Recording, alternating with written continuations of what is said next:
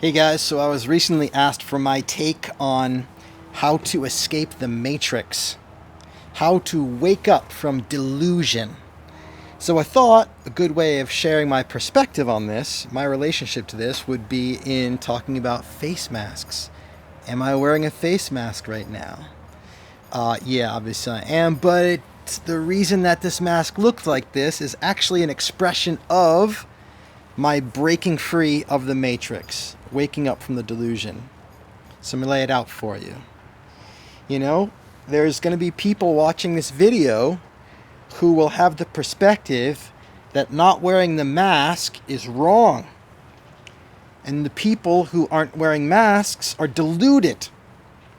And there's going to be people who are watching this video who believe that people who are wearing a mask are deluded. It doesn't work. It's just oppressive government. You're deluded. Wake up. Stop wearing it, right? Take it off so it's not so freaky talking to you with my perm smile.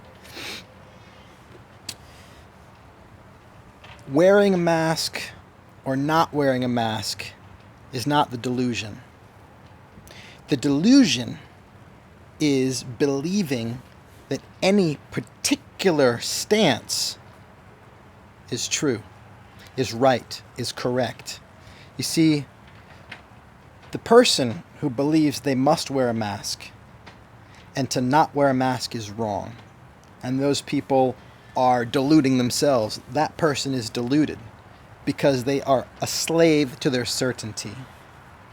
The person who believes that wearing a mask is stupid and wrong, or that the government's just trying to control us, or that it doesn't work, who's absolutely certain about that, is deluded because they're certain about reality. They're certain about the circumstances. And so if you're in the camp of must wear a mask, you're deluded. You're in the matrix. You're stuck in the matrix. If you're in the camp of wearing masks is wrong and we shouldn't be made to, you're deluded. You're stuck in the matrix. Anytime that you're absolutely certain about anything out there in the world about what is, when you're certain about what is out there, you're in the matrix. You are a subject to your perspective of circumstance. The real freedom, the real way to burst the bubble of delusion, the way to escape the matrix, is to live in doubt. The only thing I'm certain in is that I'm uncertain. And that's not just some semantic mumbo-jumbo bullshit. It's actually a lived and embodied concept. I am certain of my uncertainty in all things. And I'm not saying that in every moment I live as a coherent expression of that, but it's a principle that I live for and that I embody and express often, because I've practiced reminding myself. And there's a really powerful word that my friend James Tripp gave me through my own resistance to it, in noticing him using it so often, and that became part of our dialogue, and I actually realized that my resistance to it was a gift, because I could see that actually I'm resisting it because it would serve me to use that word as well, and it's the word maybe. You see, I would say so many things to James that suggest an idea to him, a possibility. I'd point to something that I thought was true, and his response, I'd be so excited about it, and he'd respond, maybe. And I'd be like, what the fuck do you mean maybe, dude? This is like accurate, this is great. And he's like, yeah, it is, maybe it's true. I'd be like, fuck! Don't just say maybe it's true, agree with me. Connect with the certainty that I have. But see, James understood at that point already, which I didn't yet, that stepping all the way into agreement and having certainty to it was stepping into the matrix and was giving the power of truth to something out there, to some idea, to some possibility. And so the furthest James was ever willing to go was maybe. And so, in seeing that, his liberation, his freedom, was not ever going all the way to a yes, but only to a maybe. I started trying it on. I started backing all my yeses off to maybes. And I started advancing all my no's forward to maybes. And I started living in the land of may be, it may be, of possibility. And what happened was I stopped squeezing so tight, like a yes, where if it was a baby bird, I was crushing the life out of it, killing it with my yes. Yes, you must wear a mask. yes, you must not wear a mask, right? Or letting go so loosely, like, no, masks are wrong. No, it's not safe to not wear a mask, that I drop the baby bird and it falls on the ground and dies. And so I found this middle ground called maybe, where I'm free. And that's what this mask embodies, really. That's why I got a mask with my own face printed on it, because it's really, really tiny. Excuse me one second. You're looking for Melissa? She lives in back. There's a gate. That's okay. There's a gate right there with an A and B on it. You know, she said that. I'm sorry. No worries at all.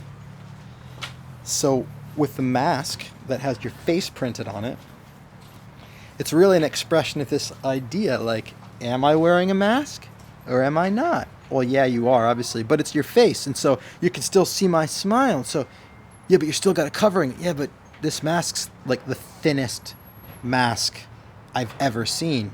Does it count as a mask then? I mean, it's like, I don't even feel it. It's just the thinnest material. And so, am I wearing a mask? Yeah, but you have to. No, I don't, because I live in the land of maybe. There's a big difference to have a mask on, knowing that you're choosing to wear it as an expression of possibility, as opposed to wearing it because you have to, right? The freedom is not about the mask. It's about the mind. And so I put this on when I want to, because I'm expressing a maybe. And every act from a maybe is an empowering act, because it's from choice. Every act from have to, from certainty, every action from certainty about what is out there is actually an expression of your imprisonment.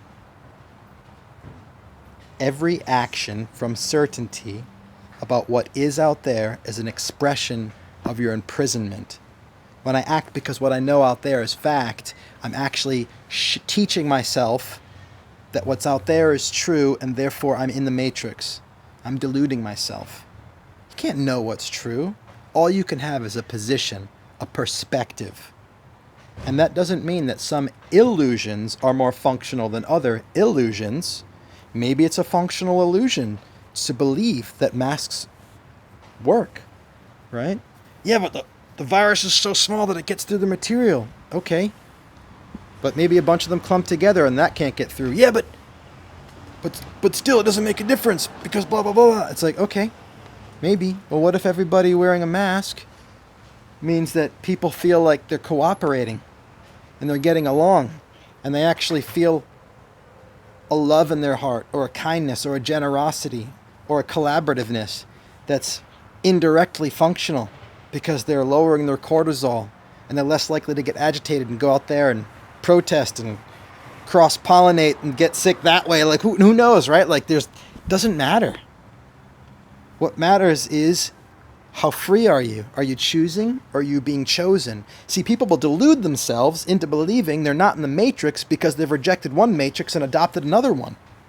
They choose from one delusion, they jump from one delusion to another delusion.